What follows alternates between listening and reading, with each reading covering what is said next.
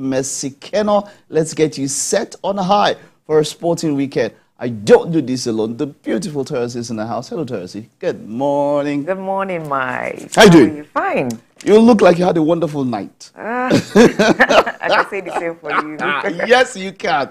Yes, you can. All right, there's quite a whole lot happening, but this time around, we're starting with the NBA. Yeah. The NBA, of course, Luka Doncic recorded the first half triple-double as the Dallas Mavericks, as you saw just earlier, cruised to a 147-97 victory against the Utah Jazz. The Slovenian finished with 40 points, 11 assists, and 10 rebounds, while Kyrie Irving added 29 points for Dallas.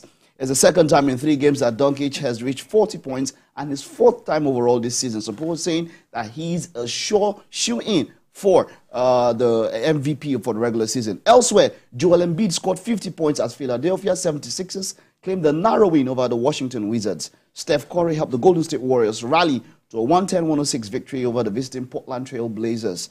2-time MVP, Jokic was on the losing side as LA Clippers inflicted a 111-102 defeat on the Denver Nuggets. The Chicago Bulls claimed their 3rd straight win as they beat the Charlotte Hornets 111-100, while the Houston Rockets extended their winning streak at home to 9 games with a 100-101 victory against the Oklahoma City Thunders. Now, this is a big one. Let's talk about so far this season. There's Jokic, there's Doncic, there's Embiid. Who's your shooing for the MVP player of the season so far? Doncic. This young man would do it. I've been doing it season in, season out. Unfortunately, he plays for Dallas Mavericks, and that's the reason why I said unfortunately. Because I've always, in the Western Division, this season, Western Conference. Yeah, he had a terrible season last, the last championship. In fact, I didn't think he qualified for the playoff. The day, I think some sort of they did, but didn't do too well. And you know, it's always upsetting when you are a fan of someone like Luka Doncic, where you see what he can do. He's exceptional. You see when he plays games, and you see footballers, you know, are tweeting and giving him kudos. And clapping for him, because they really love what they're seeing. So if he had an all-star cast or some other people that could support him, Michael Jordan. The only unfortunate thing is playing for Dallas Mavericks. I've always wanted him to play for a different team where he has the shot and the chance to win. You know, the NBA. Just at least have one on your finger. Just wear that. Just one ring, right? Yes. That would be something. You know. Just so unfortunate. Well, like she said, it happens that transfers as they happen in football also happens in these ones. Let's hope that maybe he can move ahead to go and get the accolades. Just loyalty and love. And love. It does happen. I mean, think of Hurricane, but you see where to buy Munich. Yeah, well, true. All right, let's move away from that now to the CAF Awards. Now, this is quite the big one. The final shortlist. Nigerian stars Victor Osimhen and Azeezat Oshoala made the final shortlist for the 2023 CAF African Player of Awards after showcasing their incredible talents on the international stage.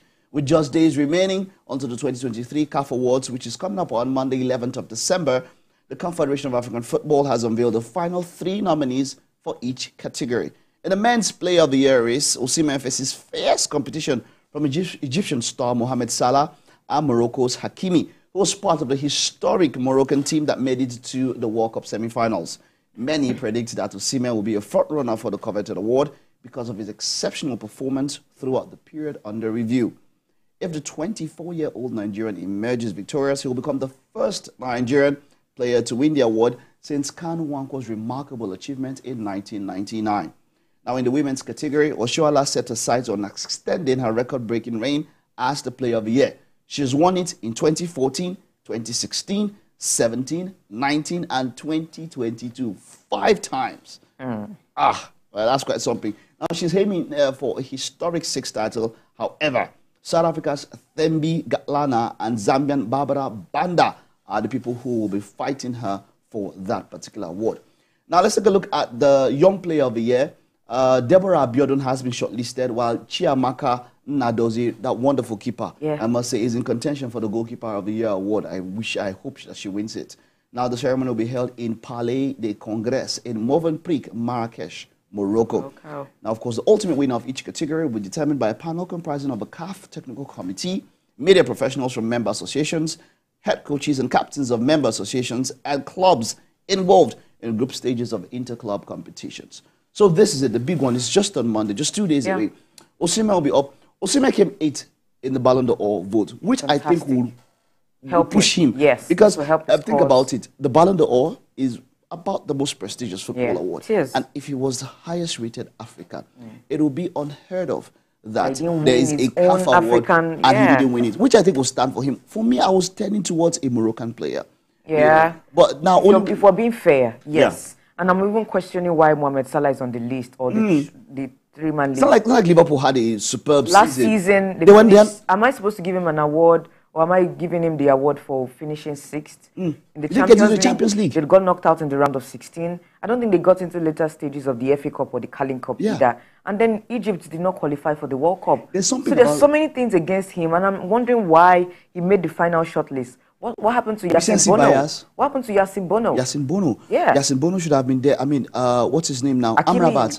Amrabat was exceptional during that tournament. I'm just talking about the tournament. Forget club. Yes. Just the tournament. Amrabat. I don't think they will want to give or put you there just because of tournament alone. Victor Osimhen is there because of the season he had with Napoli. He didn't qualify for the World Cup either. I think poor performance as well when it comes to the qualifiers and here and there. But he's been shining light for Nigeria. Yeah, he has goals. And then of course he won the Capo Cannoniere. That's talking about the top goal scorer in Italy. So now the point now is this, who do you think? Salah is out for me. Salah shouldn't be there. But I think it's a case of recency bias. Yeah.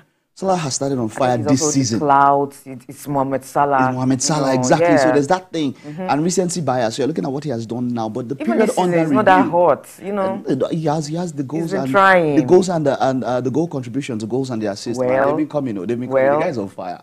So they will miss him when they leave for AFCON. Yes, they will. When they leave for AFCON.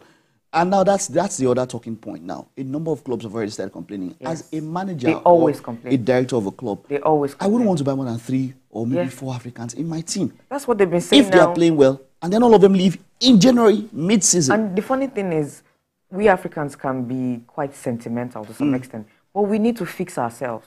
Because you can't expect me to spend a lot of money and then I sign Africans, and then when I need you the most in the running of games, because from January to like May or June, you're having running of games, either you're participating in the Champions League, the FA Cup, or the Carling Cup, and your own league games as well. And then I'm having like 4 to 3 players who are absent, key players. Of course, you expect them to complain. I remember the row between Jurgen Klopp and other journalists. In fairness to that man, trust me, there was nothing you could have done. These were important players, and he was going to miss them. And then, of course, Napoli president... The calendar and the scheduling needs to work with the European calendar as well. Now, people talk about weather, and there's something I want to say. Look, in this day and age, we have stadiums that have covers. Yeah. You can't be talking about weather. This is Africa. So you mean that the whole continent, we can't... And now you can host... You have to where you host tourneys around 3, 4 countries. It happened with the Euros. We've seen it happen. It's going to happen with the upcoming World Cup. Moving forward, people are talking about, a Euros where you have it in maybe 10 cities. I'm telling you, different countries. So you understand, if one country can give us a standard world-class stadium that has I'm sure we're good to go. We won't be talking about the weather. We won't be talking about the weather. It's just so unfortunate that we don't want to develop from what we've got already. We just want people to accept what we have and just move on with it. It can't work. All right, let's move to some shocking news for some quarters, because for the first time in 111 years,